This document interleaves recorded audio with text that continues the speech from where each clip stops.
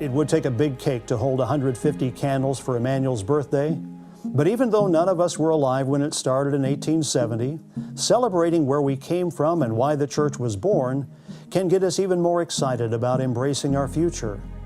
Looking both to the past and future is important.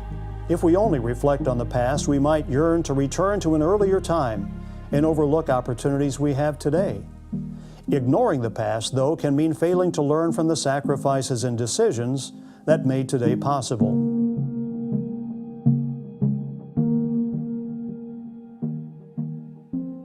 Well, the charter members at Immanuel go back to the 1870 when we established the church. They were members of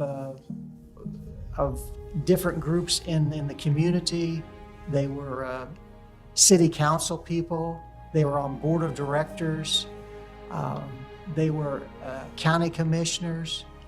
When this group got together that Larry has just described to start our congregation, they had been advised and they had been served by two different pastors. We were fortunate at Immanuel because we had good Lutheran confessionalists that were leading and telling them what to do. And when they established the church in 1870, they had an idea about what they wanted and what they didn't want. But during that 10-year period, it was a growing process for these people because they had to try all these ideas and realize that's not what they had been raised with, a forging in fire type thing. They went through a lot, and then Immanuel was blessed because they just brought that to the table and provided guidance that made it easy for this group of starting members to establish the church we have today.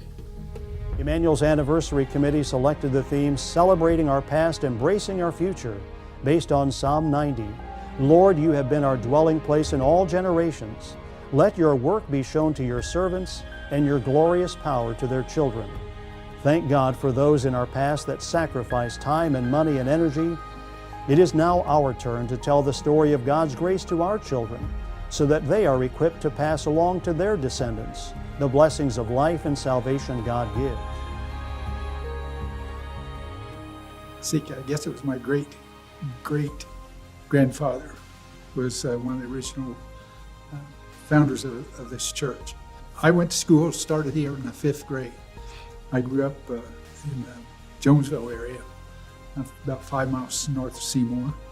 The 4 daughters, the 2 granddaughters, and the 4 great-grandchildren. The 4 great-grandchildren came here and went to Immanuel. So we have a really strong history of going here to Immanuel. It's a great church, great school. That's the thing, I guess, when you think about all the things that have gone on at the church and the congregation is they've always progressed and always continue to grow and to continue to make things better. You know? And not just in buildings and everything too, it's in with people and how we work with each other.